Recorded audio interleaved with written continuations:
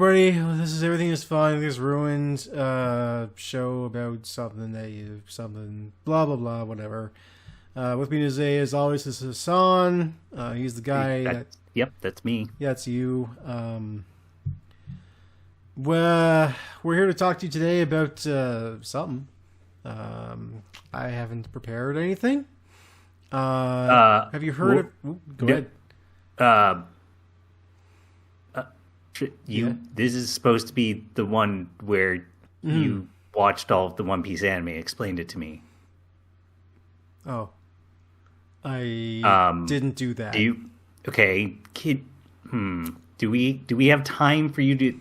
Okay, it's over 1,000 episodes. So how quickly do you think you can watch those? Again, what if I watch it on like each individual window?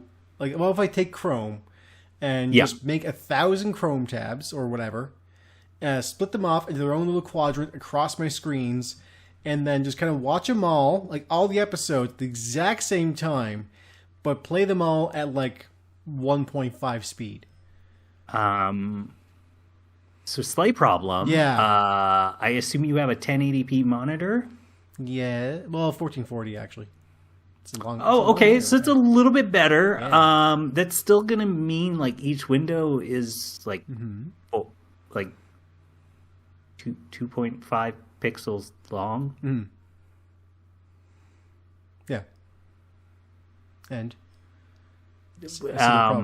I will also overlay each one of them, so there's kind of like a cascading overlapping kind of thing. Oh, I don't think that's. Ooh, I don't think that's gonna work, Tristan. I think that might be a little bit too small for you to actually see what's happening. Okay, that's too bad. Well, I did at least set up this nice fun stealth Luffy the Monkey cosplay. That's pretty good, yeah. It's got nice jaunty hands. Okay. Yeah, all right, it's good. Yeah, hey, I did that. Yeah, no, it works. Oh, Luffy the Monkey, I got stretchy arms. That's fun, right? It's Luffy for starters. Luffy. What about Luffy? Our Lord and Savior Luffy? Of the family Monkey. D Monkey, yes. D is... It's weird. It's just an initial. It's not even like a name. I thought it was Spanish. There's this whole Will of D thing. Oh. No. Which Spanish? We actually don't. No. Then what the fuck is the point of the D? We don't know yet. It's like the One Piece. We're not sure what the Will of D is. There's a bunch of characters that are blank D blank. Portgas D Ace. Jaguar D something. I forget his last name. Edward D Teach. Edward Teach? No. Wait. Edward Newgate. Something Teach. I mean, if his last name is Teach, that would make sense. Like, that's like referencing a real pirate. That's Ed Blackbeard. Teach was... Yeah, exactly. Is it Edward Teach? Yeah. I know Edward Newgate is Whitebeard. I just can't remember what Teach was. Edward Teach was Blackbeard. Okay, Edward D Teach. No, there's a bunch. Will of D. Monkey D Garp. Monkey D Luffy. Monkey D Dragon. Garp, though? Like... Yeah, it's his grandfather. Oh, Garp. okay. Garp. His father, Dragon. Party on Garp, party on Wang. Right, I assume? No. No? Not even close. Well, again, I'm wearing this nice hat, so, again, my stealth Luffy the Monkey cosplay.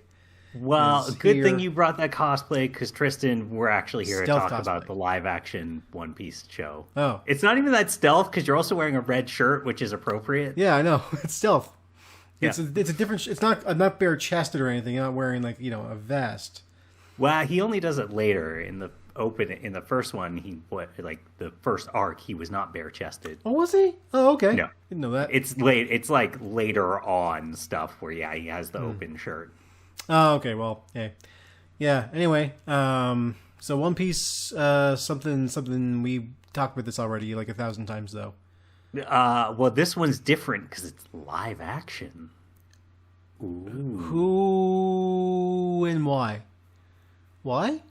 Well, so the Who is Netflix. Okay. The why is because One Piece is, I believe, the most I want to say profitable, but the highest grossing manga and anime series ever. It's basically made the most money. You would be right on both accounts, actually, if you said profitable.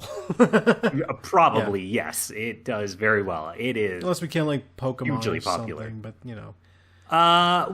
As a like anime, not so much. So Pokemon is above One Piece overall, but that's because it's more of a multimedia entity than One Piece, which up until this point has really primarily been like manga and anime. Like there are video games, but those certainly do not do nearly as well as the Pokemon games do. Few games do as well as Pokemon games do. Most recent ones were 25 million at this point, I think. So pretty good. But no, so there is a Netflix series on One Piece. Came out in October, I believe. August, sorry.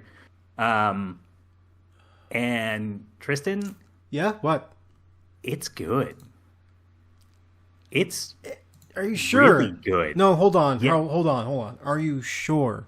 Because I haven't watched this. I meant to, but I haven't watched this. But I remember hoping beyond hope, even though I know it wasn't possible, that the Netflix Cowboy Bebop show was going to be good, and they royally fucked that up to high hell. So, One Piece Netflix is good. Yeah, the one that's a cartoon. No, live action. No. I mean, like the anime. The anime itself is like cartoony. That's the one that's hard to adapt into live action. And Cowboy Bebop is not cartoony, and that one they couldn't do it to save their fucking lives. So you're saying that? I mean, I kind of still like that, but like there's a couple good episodes. IMDb 8.4 to 10. What? Looking at Metacritic, the critic is a 67 average. The fan or user review is 79 average.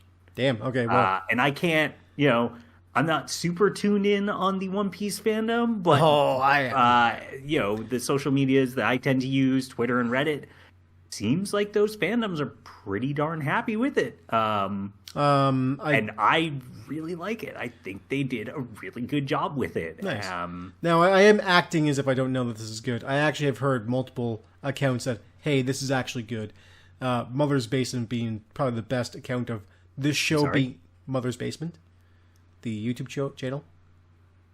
Oh, I heard Mother's Basin, and I was like, what are you... What? I'm sorry? You're like visiting your mother and... Allow me to enunciate more. Mother's Basement, the YouTube channel. Yeah, I have heard of that. I don't pay attention to it, but I do know it at least. He's good. I like him.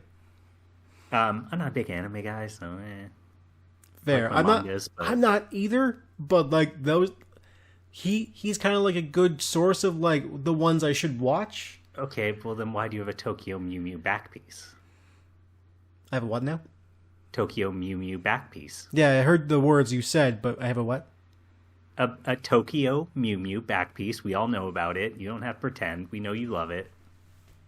I don't think I have that. I'm pretty sure you do. No, I'm pretty sure I don't. Oh, wait, that's my... Oh, you mean the thing I got to join the Yakuza? Yeah, okay, yeah. That should be a great Yakuza. Fucking what? Hey, do you know that Tokyo Mew? Yeah, I'm hurt as shit. You can't know. But so this One Piece show, I think one thing that surprised me about the reception to it is an adaptation in the truest sense of that word, where all right, yeah, it doesn't just try and one-to-one do what the manga or anime did. And like manga to anime tends to be a little bit more one-to-one because you are taking, a picture and then making it a moving or a drawn picture and then making it, multiple drawn pictures so that it moves. What? Where, when you go ahead. When you then go between different mediums like live action and animated, or written word to then cartoon or animated, you do tend to change things, and this does that and takes advantage of what being live action, what being a more condensed story. So this is 8 episodes around 40 minutes to an hour each. So let's say roughly really 8 hours of like, content. Technically, it's like 16 episodes then in that case. Right? Because each episode of One Piece is like 20 minutes. Yeah, so. you could sort of roughly, it's probably like a little bit more than that. You're probably talking like closer to like 20, 22 episodes or something. Okay, sure. But like, for example, I'm just looking up here, the East Blue Arc, which is what this covers. So like in the world of One Piece, there's basically 4 main quadrants: East, West, North, Blue. Fucking what?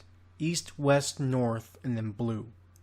No, like they're called East Blue, North Blue, West Blue because of the ocean. God. So it's like, the ocean blue. Jeez, I thought you were okay. I thought what you said was like it was East, West, North, and then Blue as in replacing South. Like what is wrong with no? Yeah.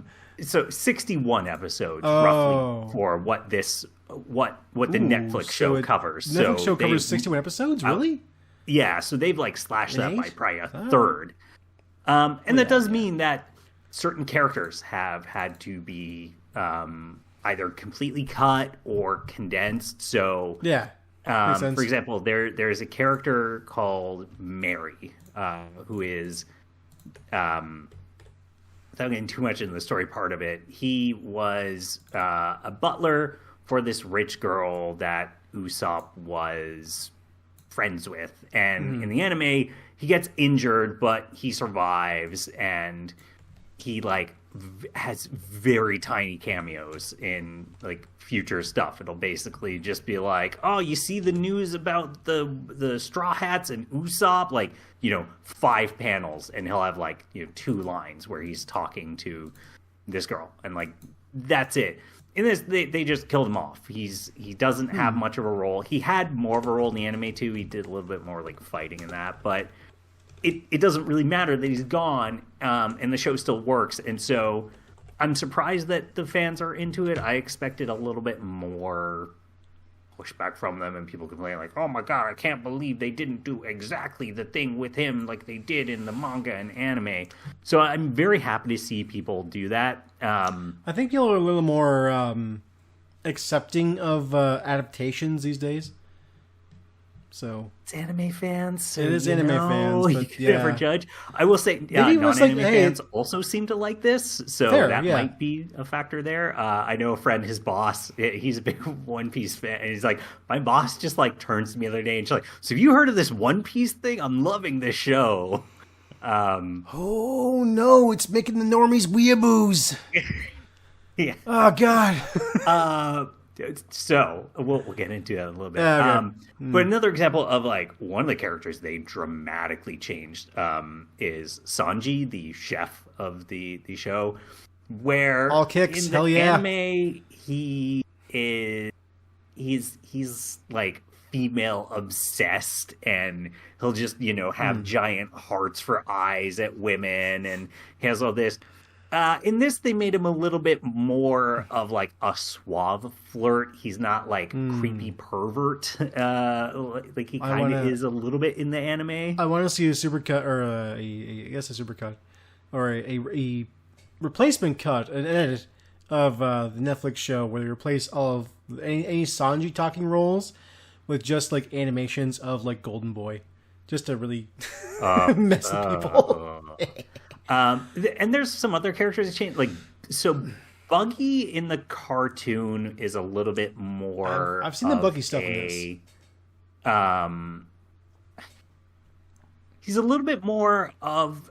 He's got like an ego and kind of a chip on his shoulder where he like thinks the Joker. That no, like 2019's Joker.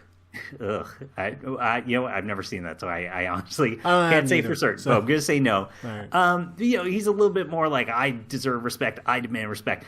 In this one, he's more of, and you joke about that. I actually think he's probably what the Joker should have been, where he's more of he shows up, he's like, "What's up, shitheads? You thought you were done with me. That's right. Guess what? Old Buggy's back here, and he's gonna make you regret it, you shitheads." Yeah, to be fair, that is kind of Joker's MO. And he's like, "What's up, Batsy? I'm here to kill you again." Oh, no. Yeah, it's like fun, and like not in an annoying, like, Joss Whedon style writing way. Hell, he really works. You said the right words to me. Yeah. Not in the Joss Whedon way. Thank you. Garp, they reinterpret a little. He's really good in this. Okay. And like, so then getting beyond what it's changed, the things that gets right and that it's kept very well is it's managed to retain the interactions between the main cast, the crew, and having them really feel that anime way of this dumb group of people that will go to unbelievable stupid lengths for each other, and the way that, you know, found family shit. Hell yeah. Anime it has baby. a bunch of that. Yeah, I mean it's anime. And like sometimes it's not even that like stupid, like, ooh, emotional sobbing crying, but like they kind of feud. So even in the manga and anime, Sanji and Zoro, they sort of feud, and in this they do that, and it's really good, where like Zoro will just talk about how he just calls like Sanji a butler, or he'll like talk about how his food is bad, and he's like, "Oh, what? You can just slap two pieces of bread together? Whatever, anyone can do that, you idiot." Like there's a really good banter between the two of them in basically the final episode, which, spoilers, I guess, for scenes that are almost 30 years old now. Where they go and they have to fight a bunch of these fishmen, and Zoro is still recovering from some injuries, and so it involves, like, at one point, like, he's slashing these dudes, and this one guy jumps out of the water at him, and Sanji just comes across the screen, kicks the dude, and so it's just like, I had him. And Sanji's like, if you had him, I wouldn't have got him. And it's this really good, fun family banter between the two, and like Usopp and Luffy, those two are great together. So, for example, at one point, Luffy's grandfather Garp, who is a vice admiral in the military, finds a boat. He fires this cannonball at them, and Luffy just puffs up, and the cannonball bounces off him back to it, and just Luffy and Usopp jumping up and down, like, yeah, suck it, Navy, woo, get the best. Like, fuck the Navy. These guys have great chemistry, and I've watched some videos too, and the actual cast do have great chemistry even off screen. Yeah, I've seen some videos of them hanging out. Just like they seem like they're friends. So cool. So you mentioned, it's making the normie weebs. This has made some of them weebs. So the actor who plays Luffy, I'm going to butcher his name here, Inaki Godoy. He was already a bit of a weeb. Like, I heard he's a giant One Piece fan. So yes, massive. Emily Rudd, who plays Nami, I don't know per se anime outside of it, but I know she did like One Piece before it.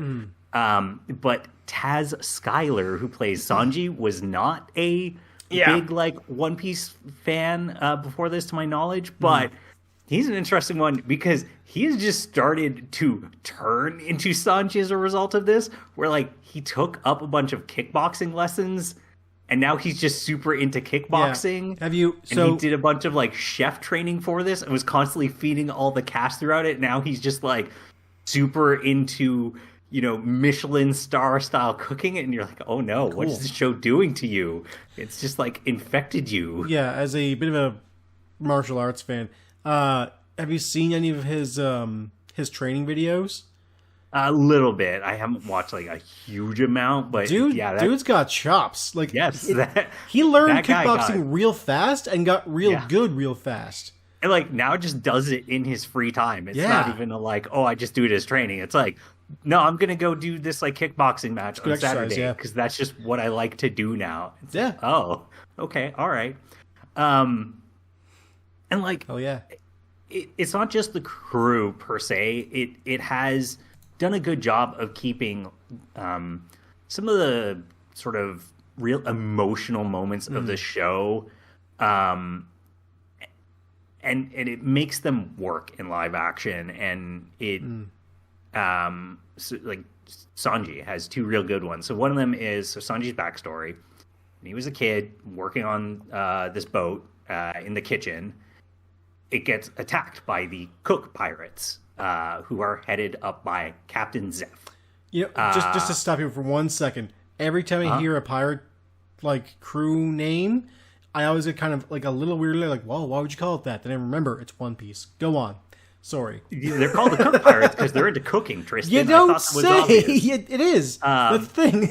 Yeah. So but while they're attacking, ship capsizes, and Zeph and Sanji end up on just this like rock that is, let's say, 30 feet in diameter.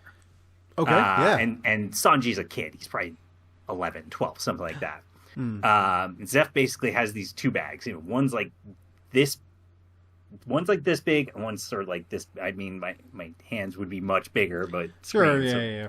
It's like, you know, and he throws this smaller one to Sanji. He's like, "I'm going to stay on this side of the rock. You get over there on this side with your food." And kid Sanji's like, "Why do I? It should be equal." And he's just like, "No, I'm the bigger. I'm the adult. I need more food." And so it's, you know, it's Sanji having to eat this food while they're stuck on this island. He's getting sunburned. The food's starting to like rot and go moldy, but he still has to eat it to survive. And then once he's finally out of food, he picks up this tiny little crappy knife, and he's like, Zeph has way more food. And so he goes over to Zeph, and this is in the manga and anime, but I think the live action does it best, where he goes over and Zeph's kind of just sitting there like this, and he goes to grab the bag, and it spills, and it's just like gold pieces and silver cups and stuff. And he's just like, where's the food, old man? Where's the food? And then he goes over and just one of Zeph's legs is just gone. And then he just looks, and there's just this bloodied rock. And he's just like, why would you do this? Why would you? I'm just a stranger. So wait, just like, cause he cut off his own leg and ate it? Yeah. To survive? Yep. And so he's the one that like taught Sanji his kicks and that, because his whole thing is like, I'm a cook. Yeah. My hands matter. My legs don't. That's why I fight with my feet. It doesn't matter if something happens to my feet, because I can still cook. Yep. Sure. And so that's why, you know, eventually they leave the rock. Zep opens up a restaurant. Sort of Zoro works in it. They have like this weird kind of like feuding child-parent relationship where Sanji will always call his Zeph's food shit and how he can do so much better. He just makes him cook this garbage. But then when Sanji sort of, you know, he gets pushed by Zeph to be like, you need to go out and you need to find what's known as the All Blue, which is supposed to be an ocean where every kind of fish is in it. It's like, you know, a chef's paradise of like, is the All Blue the One Piece? It's no. But you know, it's like this miracle land of like every ingredient you could wish for all in one place. And so, you know, it's as the boat is going away, Zeph he kind of walks up to the edge of the dock and he just shouts like, Sanji, you keep your feet dry out there, you hear? And it's just Sanji trying to hold back these tears, which is like a good line for a guy who lost his leg. And you're like, that makes sense. Keep your feet dry. Just like, old man, I owe you my life. And I know I wasn't easy to work with. And it's just this really good, emotional, bullshit anime moment captured in live actions. Yes, you did it. Damn. Okay. Sure. Yeah. Yeah. All right, yeah. But like, then you juxtapose that against it has, you know, just real goofy ass fighting moments of, or I shouldn't say goofy, but like these moments where, say, where, for example, when Luffy, Zoro, and Nami are in Logue Town, I think it's called. I forget what it is. It's this Navy town, and they're basically trying to steal this map. Navy figures it out, and they're just fighting all these Navy people, beating them up, and it's a good fight scene. It's, you know, yeah, okay. Hey, it's not anime, like 100% anime over the top. There is some scenes that somewhat get there, but it's some good fighting, and it does capture the action and adrenaline that anime does a pretty good job of injecting. I mean, yeah, that's anime.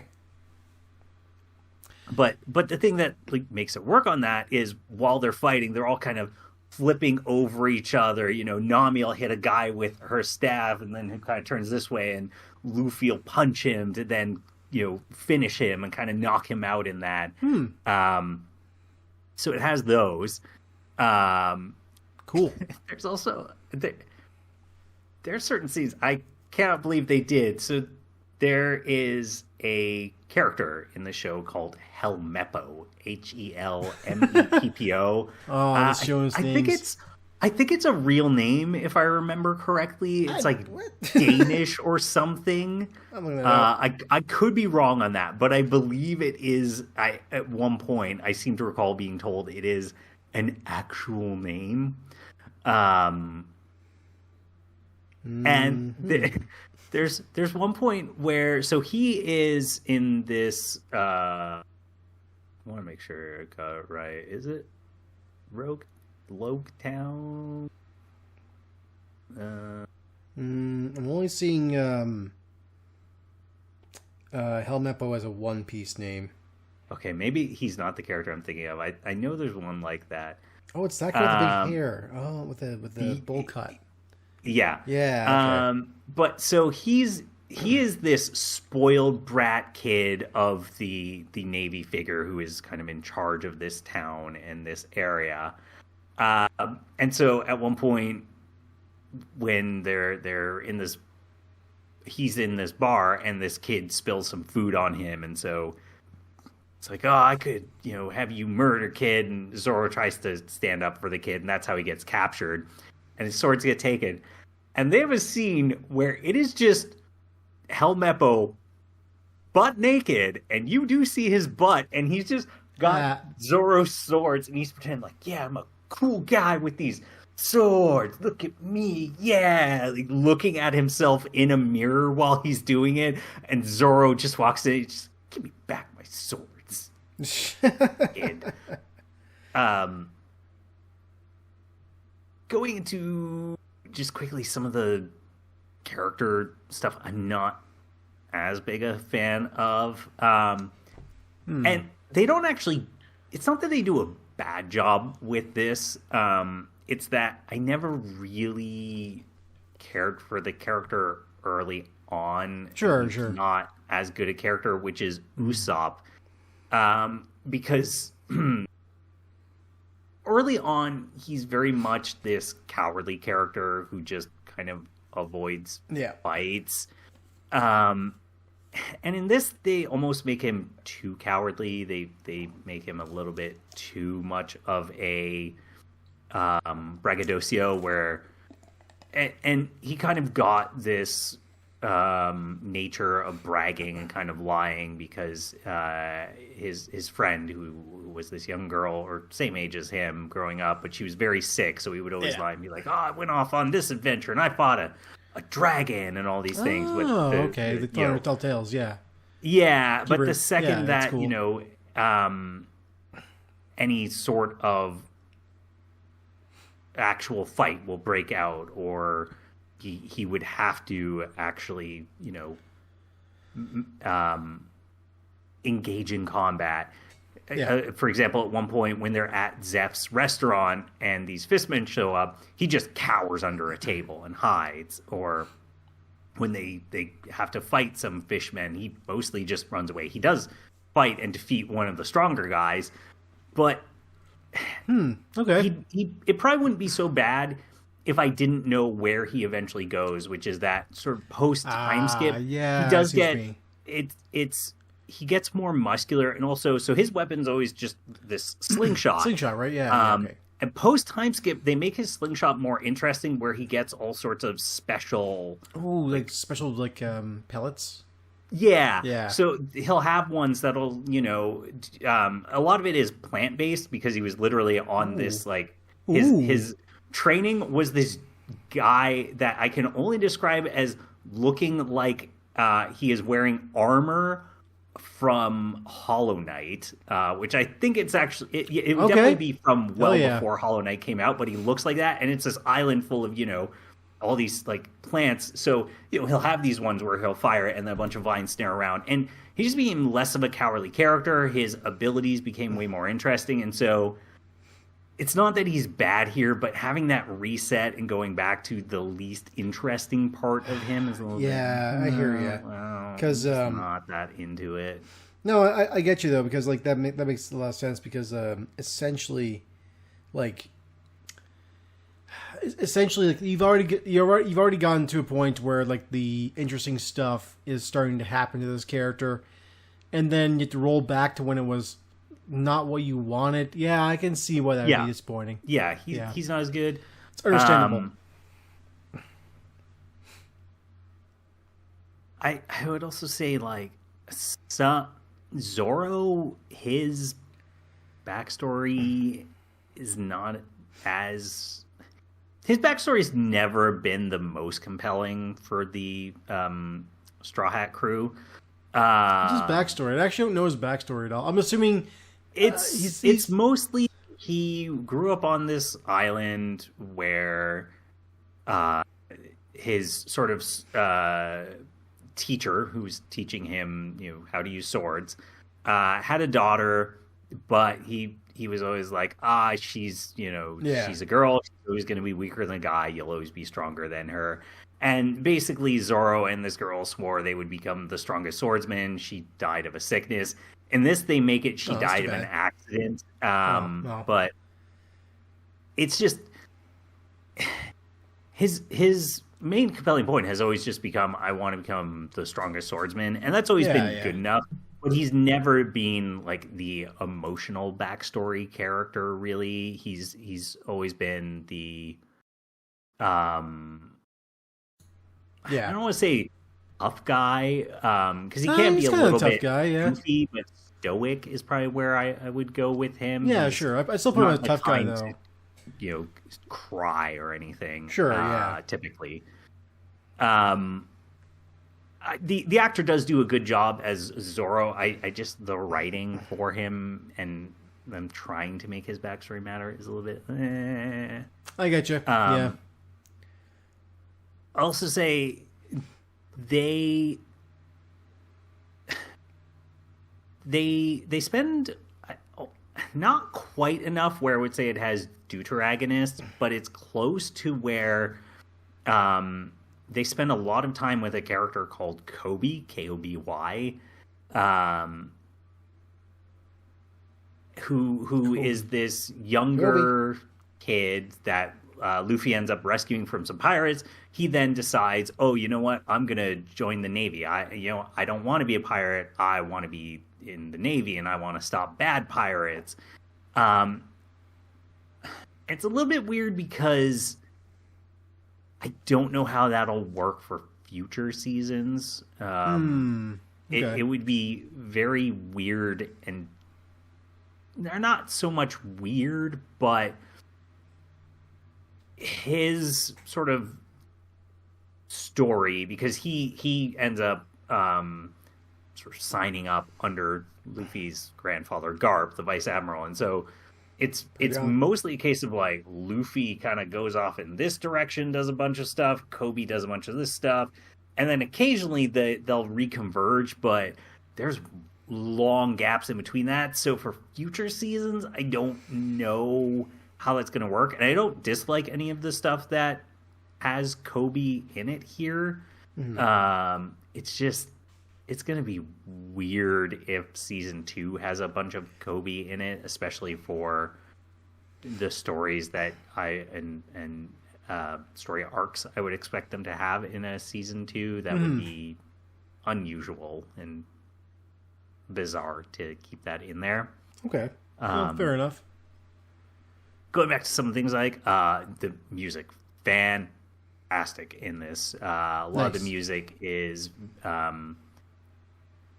best way I can describe it for most people would be it has a strong Pirates of the Caribbean feel, meaning, a good amount of sort of big sweeping scores and sweeping scores, but flutes in upper octaves as well as sort of, big deep drumming, along with the occasional sort of like hurdy-gurdy accordion sounds going on. Sure. Yep. I'll say, Pirate. Thankfully, not too much in the way of sea shanties, and I mostly say that because, God, social media ruined sea shanties for me with the way that everybody got hyper into it for 6 weeks, and it was inescapable. Saying, you guys are making these lame. What's wrong with the Wellerman, Hassan? What's wrong with Lever Johnny Lever? I don't know who that is. I don't think I want to know. Those are the songs that they mostly reference. The Wellerman is the ones like, once was a lad that put to sea. Yeah. No, I don't hate that. It's just COVID ruined them. People got way too into it. Music really good. I would say just visuals across the board. Cinematography well done. A lot of actual physical sets that I think make it really well done. And it, from what I've seen, there's anti-Marvel is the way I would put it. Where like those it is words. Nice to not have characters just be on a green screen. Yeah, and It turns out that when you have an actual set that the people can actually interact with, the thing you're shooting is actually interesting. Whoa! What a concept! Now, obviously, look, in this world, people have these special powers. I think it will be 2 characters so far that we would have seen with devil fruit powers, that being Luffy and Buggy. Both of them really well done. Sure. Luffy's is a little bit, I don't want to say cartoonish, but I would say it's not. If it's cartoonish, then that's fine. I think it's not that it's cartoonish. It's that it's not quite as believable. I was gonna say realistic is probably the right word, or trying to aim for realism in its visuals. Going back to, not to like constantly rag on them, but Disney and Marvel spend a lot on CG to try and make it all look very real. With this, it doesn't feel like they went that way. It doesn't feel like they said, we need to spend, an extra $5 million on this so you can see the hairs on his knuckle when he's, making it big, or he's, stretching it out to punch. And same with kind of Buggy when he's... So his is the chop fruit, which lets his body kind of like disconjoint and float around. Man, and what if it just feels like... live action. What did that in like practical effects? I was going to say you can't. Apart this. Oh no! Oh God, you signed up for your last role. Oh God, no. So in Logtown there is I think he's just called Iron Hand or Iron Axe Hand, and he's got this like metallic jaw over his jaw kind of thing. Interesting. Okay. And it's the kind of thing, it looks really good and well done, but they didn't go for like hyper realism on it, where like they didn't try and like have sort of flesh go over the metal so that it looks like cyborgy or anything. Right. Okay. And so the fishmen, they are practical effects where it's people wearing prosthetics and makeup and that. Yeah, that looks. It's a little bit stiff, but it still looks really good, and the stiffness also looks believable because hey, they're fish people. So like the show just looks visually fantastic. Yeah. Speaking of fishmen, also not afraid to have deeper commentary and more pointed commentary than the manga or anime. So One Piece has never necessarily been afraid to have certain, let's say, political and social messaging and opinions, but it's never been the most strong or overt. We've talked about it. There is a character, I want to make sure I get the name right. I think it's Yamato I'm thinking of. Yes, Yamato, where they have transgender elements to them, but it never like just overtly comes out and says the phrase like trans lives matter or anything. And in this, so in the world of One Piece, at one point the fishmen, which are literally a race of anthropomorphized fish people, were enslaved. Eventually they got given their freedom. And there's always been some messaging and characters acting. So in this case, there's a pirate, Arlong, who is a fisherman. And in the manga and anime, he did have this writing and characterization where, I hate the humans because they made us slaves. And the only way we can stop and undo this injustice is it's going to be okay for us to murder humans and harm them, and they're the ones that are less than people. I mean, you can murder humans. It doesn't make it okay. But you can just do it. So the thing is, like, the manga and anime, it just never tried to make, like, too political a message. In this, it goes a lot stronger in those politics, and it goes a lot... Really? Stronger in the characters just not being as cartoonish when it comes to that, not being as just... And to be fair, the early One Piece certainly was aiming for a younger audience. Over time, I think it has matured a bit. But in this, that writing of that character is a lot more mature. It handles the politics of that character better. And so that's really interesting to see, especially where later on some of the things that happen in this show and where it's going. That said, there's some things that are a little bit weird that it doesn't get into or mention here. So that being things like... So some of it is just things that in the original...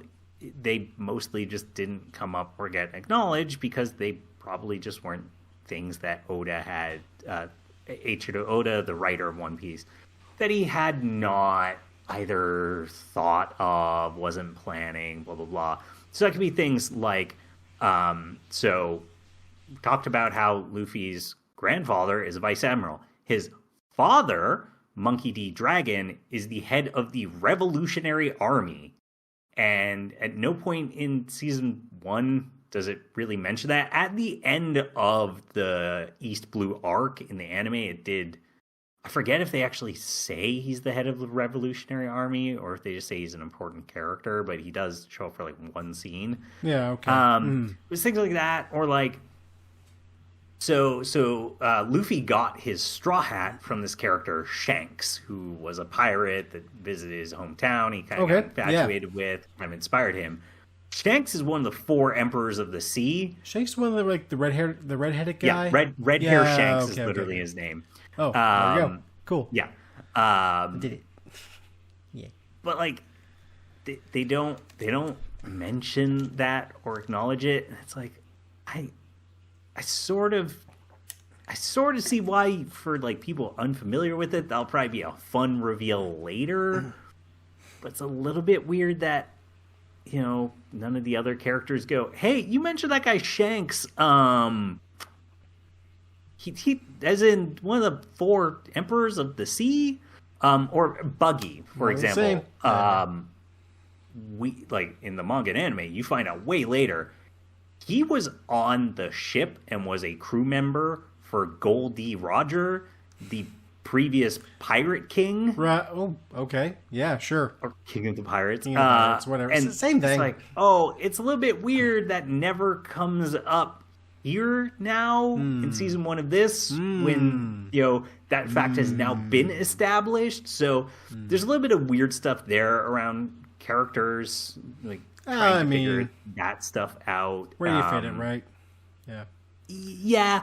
It's just stuff around the world government and the parts of it. Like, well, they used to enslave people. Now there is some friction around them hiding stuff from the populace and some of the ways they control the population of the globe.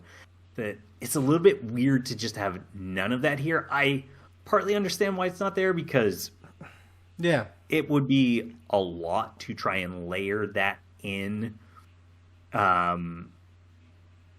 Or I guess I shouldn't say it would be a lot to layer it in. You'd probably have to rewrite the first story arc a lot more and in a very different way. I can see that, yeah. Have those things there from the outset. That at that point I could see it talking about at the very start of this where I was saying, I was surprised people like this adaptation. If they changed it that much, I bet people would go, I hate this. This is terrible. They ruined this. They changed so much of it. Yeah, they'll do that. Yeah. And getting to some of these last thing I want to say, some of the scenes, very surprised that they kept them in there for how mostly visceral they can be. Ooh, okay. One of them, we talked about Zeph missing his leg. That one's pretty raw. But there's one, we get some flashbacks to when Luffy is a kid. Yeah. Sort of, right? Sure. I don't know, 8, 9. And there's a scene where he's telling Shanks, hey, I'm going to be a pirate. I'm going to join your crew. And Shanks is trying to discourage him from this. And he's like, nope, you're a snot-nosed little kid. You can't do it. You can't be a pirate. You're not good enough. Yeah, stupid kid. And so this kid kind of runs up. They're in a bar, and he kind of runs up to this sort of upper level. He's like, Shanks, watch this. I'm going to prove I can be a pirate. And he's holding this dagger in his hand. He just goes, yeah. And except he misses his eye, and it's why Luffy has a scar under here. It's because he meant to stab out his eye, but he missed it. But they keep that in there of this kid just stabbing himself in the face and missing his eyes. I was not. Okay. I was not expecting that. Wonderful. So yeah, basically, okay. I'm not sure. Have you ever been hit in the face? Not by a punch or anything. Okay, no. okay. I've had objects hit me in the face. Sure, yeah. Sort of high velocity, but right here, that cheekbone, baby, that stab, yeah, that hurts in the cheek, meat for sure. But that went in the bone, and that ooh. Oh yeah, no, that just was bruising that bone is bad. Yeah. Trying to then use your face for anything for a month straight before getting stabbed in there. Ooh, yeah.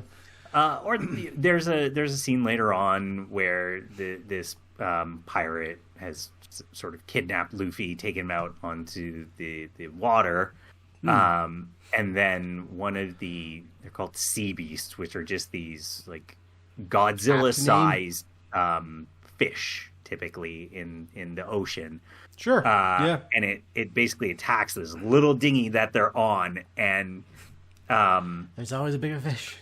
This is all true to the manga anime, where it basically goes to attack them, and Shanks kind of protects Luffy, and he just turns around and he just sort of says, leave, to this giant fish, and the fish just kind of goes leaves, and that's your hint of oh, hey, this Shanks, who he kind of seemed like he wasn't all that powerful, maybe there's something more to this guy early on, and eventually find he's an Emperor of the Sea. Holy shit, he's Aquaman. But then Luffy just hugs Shanks, oh, Shanks, you saved me. And he pulls back, and his just blood all over his hand. He's like, what?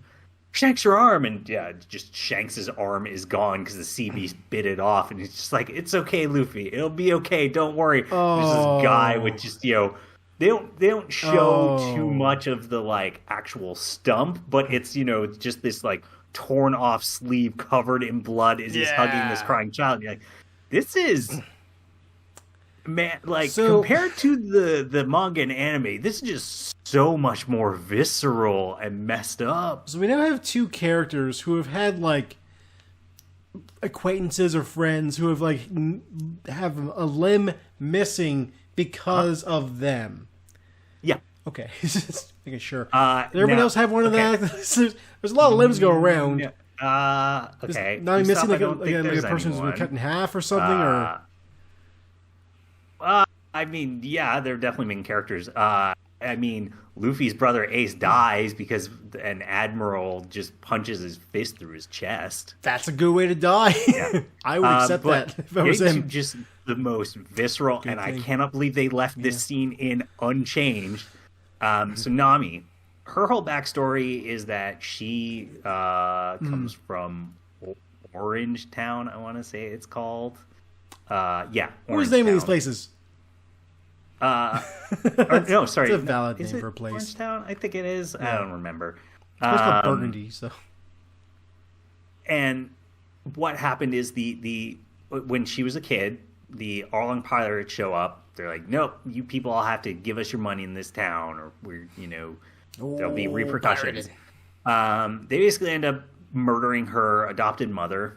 as you do. and Yep. So what she ends up doing is she goes to Arlong. And she's like, I'll join your crew, and in exchange, you kind of leave the town alone. And she's just this like little 11-year-old girl, but they see her map drawing skills. And they're like, okay, you know what? We're gonna let you. And so they tattoo their pirate crew symbol onto her shoulder. Okay. Yep. And there's actually, so it's funny, the like little girl who plays Nami in the show in her younger age, like got the tattoo. She like posts on Twitter to like Arlong and Oh my this God, other that's like one of his awesome. second guys. She's like, "Oh, you guys are so nice. I mean, even though you gave me a tattoo, which isn't a good thing to do to a kid, I still like you." And you're like, oh, that's cute. But so good job. they do that, and so she's acts as a thief throughout the show. And the reason that she's doing this is that Arlong's made her this deal: if she gets 1,000,000 berry, which is the money in this world, they'll never extort the village again. They'll basically just leave. And so Nami has basically, and no one else in the village really knows this. She's kind of lied to them, so the villagers all hate her, but she's okay with this. She's trying to do it to keep this village. She's finally got all this money, and then as she's going to like dig it up, these corrupt naval officials that basically Arlong is bribing to keep other naval people away and to lie about, because people think he's dead. They think Axand has killed him. Those naval officers show up and like, oh, what's this? Oh, you stole this money. Well, this is ours now. And like Nami realizes Arlong sent them to do that. And throughout this, like Nami had not really officially been part of Luffy's crew. She kept kind of insisting, I'm not part of your crew. And then when Luffy and his crews, that being Luffy, Zoro, Sanji, Usopp, they kind of find out, she's just like, get out of here. I don't want you here. Leave me alone. I'm taking care of this my way. And she realizes, Arlong has stolen this money, and it's initially her kind of just running towards the village, and then she kind of sees it's in the live action, it's late at night, and she kind of sees this like smoke coming up from the village, and it's just her falling to her knees. She starts crying, and then she just looks over at her shoulders, and she just kind of like claws into it, and she's going, Arlong, Arlong, and it's her pulling out a dagger and then just stabbing her own shoulder repeatedly as she's just crying out Arlong's name. And it is this viscerally heart-wrenching scene, and then just as like she's about to stab herself again, oh, it's Luffy, and he shows up and he stops her, and she's like, I thought I told you to leave. It's just like, you did. And it's her just going, Luffy, help me. And he takes off his hat and sticks it on her head, and then he's just going, of course I will. Of course I will. Of course I will. And then starts walking towards the village, and that's when you see like Sanji's just sitting there leaning against this rock wall smoking. Zoro's just got his swords at his side. Usopp's just kind of on the ground, just pulling on his slingshot. And Luffy's just like, all right, let's go. And they're like, yeah. And then it goes to the next scene where they fight and kick Arlong's butt. And you're just like, yes, this is this insanely visceral moment coupled with just anime BS. Yeah, we're gonna go beat the bad guys thing. It's like, I'm shocked they left this scene in there almost completely untouched. It is one of the it's pretty cool roughest moments in all of One Piece. That's pretty cool. And they did it really well. Yeah. That's mostly what I want to say, other than getting into kind of where this eventually goes, which is this show did very well. I believe they've confirmed they are doing a season 2. I'm certainly looking forward to that. I imagine they will. Yep.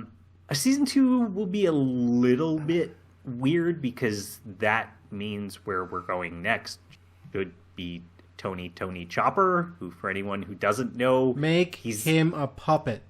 Well, so that's the thing. It's like, so far, they've mostly stuck to practical effects. Yep. So like, how do you do that with Tony Chopper? Because he's short. Muppet.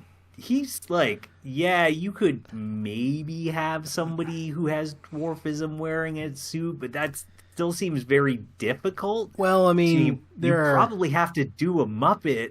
Yeah. And God, if they do that, I'll be in love with this show. Yeah. That will be... Look, they know they have to do a Muppet. Everybody's clamoring for it. Anybody who knows Tony Chopper is like, he has to be a puppet, or a Muppet, in that case. If he's not, you've ruined it. Yeah. It also seems like they've confirmed Jamie Lee Curtis will be a character in season... So for years... Jamie Lee Curtis loves One Piece, and for years she's talked about how she wants to be this character, Dr. Kureha, who is this sort of like figure taking care of Tony Chopper. And she said for years she wants to be that. And basically the like Netflix showrunners and writers are like, we have some ideas for her. And everyone's like, so you're doing it, huh? And they're like, oh, you'll find out. Which I'm okay with that. She'd be a great Dr. Kureha. Sure. I would imagine. I don't know this character, but sure. Okay. So she. Okay. I'm still reeling after the Jamie Lee Curtis thing. So is there a way to like position Tony Chopper like as like her puppet or something like that? Also, I don't know. Like you could just have a child play the role of like anytime you have to run around. You could try that. I mean, that's not going to work really because that child's going to have to grow up, right? Just per season, just a different child. It's just the person wearing the costume. Be a little bit weird, but that would also be funny. I mean, that's how they filmed like Child's Play, like the first those movies. Sorry, what's Child's Play? The movies with like Chucky, the killer doll. I forgot those weren't just called Chucky. Yeah, everybody does. They changed that, right? Those are now just called Chucky. Oh, okay. Maybe they are. Maybe they are. Maybe but they did. I'm pretty sure the new one's called. I don't know. The other thing I'll say, so I definitely look forward to a season 2. I will be curious how much a season 2 tries to deviate and change things, because I cannot see this show, because this show, it does remove characters or alter some of the backstory and that, mostly to streamline things, but by and large the big story beats and elements are left unchanged. Sure, I cannot see that staying this way forever. I can't see them trying to bring in every single Straw Hat crew member. So Brooke, Frankie, Jinbei. It would just take way too long to try and get there. This show would be 20 seasons long. And I wonder if season 2 is when they start to try and change some of that and steer this in a different direction and have this kind of be closer to the differences of something like a Full Metal Alchemist and a Full Metal Alchemist Brotherhood, where they both have a similar starting point, but they had to split off for different reasons here. But I do think that this show is going to have to change things up pretty dramatically to cut out a lot of content and not have this show just be impossibly long. And true, you know, hey, it's Netflix. Shows rarely last more than 4 to 5 seasons, so you know, that's if we're talking, you know, season 1 is 8 hours tops. If that's how every season's going to go, and you get 5 seasons, that's 40 hours. That is nowhere near the almost 1,100 episodes of the anime. You know, it's a good start. I'm not opposed to seeing it different either, right? Because talking about the start of this podcast, this is an adaptation, and I'm a firm believer in adaptations. Are something that should play to the strengths of their medium and should not be afraid to alter and change things. I don't think an adaptation should ever be beholden to just being a one-to-one version of what it originally came from. I think it's fine to cut out characters, to add in new characters, to reinterpret characters. It's why I've never felt like when people say, oh, they shouldn't make, you know, the live action version of Disney movies. It's like, well, no, there's nothing wrong with that concept and trying to play to the strengths of something live action. Now, Disney doesn't do them well because they're just cash grabs. I mean, let's be they honest. Are creatively bankrupt. And not that, you know, there aren't people who work hard on those things. There are, yes. It's that, you know, the people above them at Disney are not creatively invested in them. No. And so I hope that this show does embrace that for future season goes, you know what, we have to change things more. We have to craft this to be a different story, to head down a different path, to probably end much earlier than the anime and manga do, because we don't want this to go on forever. Hopefully it doesn't end up a Game of Thrones. We'll see. Who knows? It's Netflix. I'll be honest. Don't invoke the people that. at the top of Netflix are not creatively invested in this either. Well, all they care about is money and views. About that one thing, actually. So there is one person, I can't remember the guy's name, but I think he's either the president or he might be the CEO or COO or CCO. One of them. There's one person who I know that works for Netflix, and this is like credit where credit's due. This one guy loves the art of making movies and film and TV. I think you're confusing Netflix with Warner Brothers and David Zaslav. Yeah. David Zaslav loves movies and film. That's why he keeps killing them. You know the term kill your darlings? David Zaslav killing our darlings.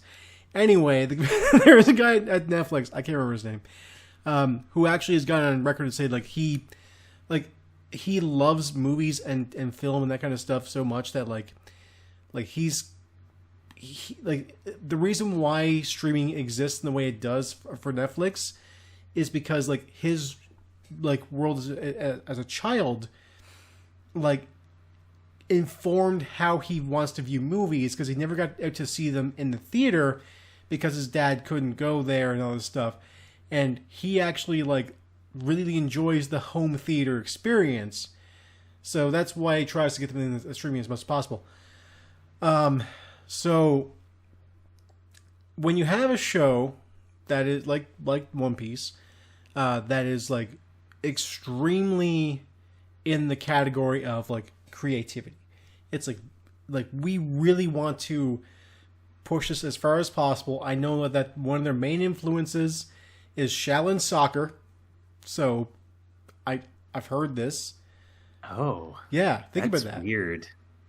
Makes sense though. I mean, when it comes to how do you adapt anime style stuff into live action? Well, Shaolin Soccer did it back in 2007, I think, or whatever year it came out. 2002, I think it was actually. Doesn't matter.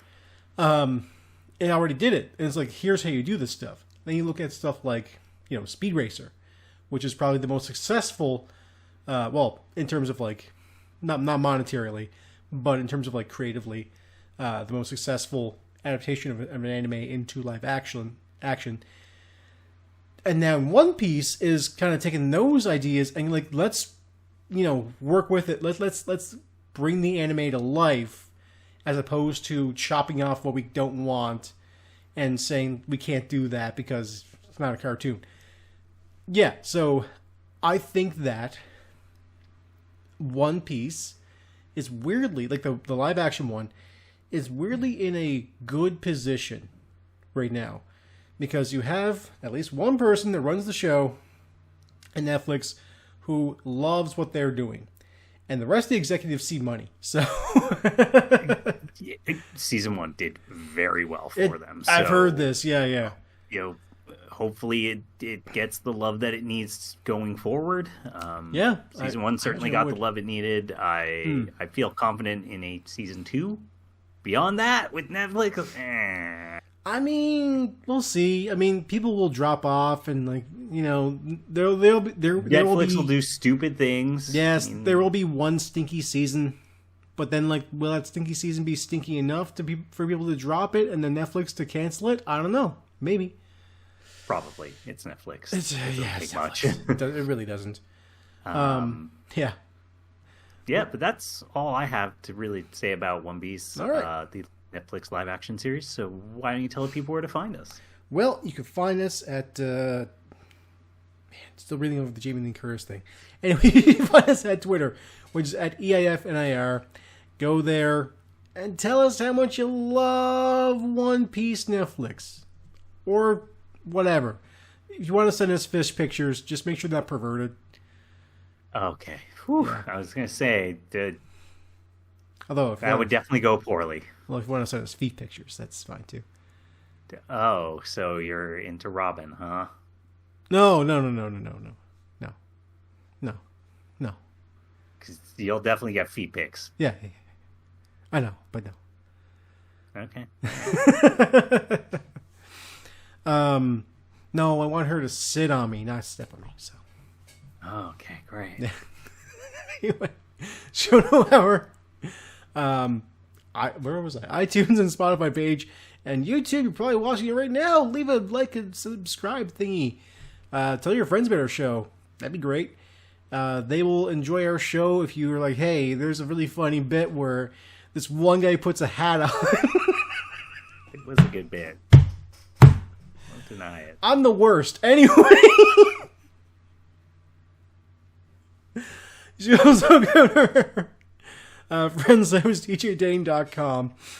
Go there, listen to his great music, and make him become one of the pirates on the whatever the One Piece crew is called. Straw Hat Pirates. There we go. Yeah. They already have a musician, so they can always have more. I don't think they're gonna accept no. Okay. They've got a very firm, like, one person per role rule. But do they have someone who can do a remix of the Weller Man? Huh? Do they? Huh? Do they? Huh? No, because otherwise they would have gone for Apu. Scratchman Apu? Is that his name? Who he had DJ powers. Oh. Well, okay, there's a guy who had, like, DJ powers from his devil fruit. That's cool. That's actually really cool.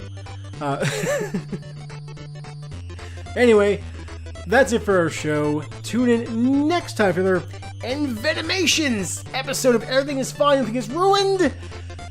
See ya. See ya.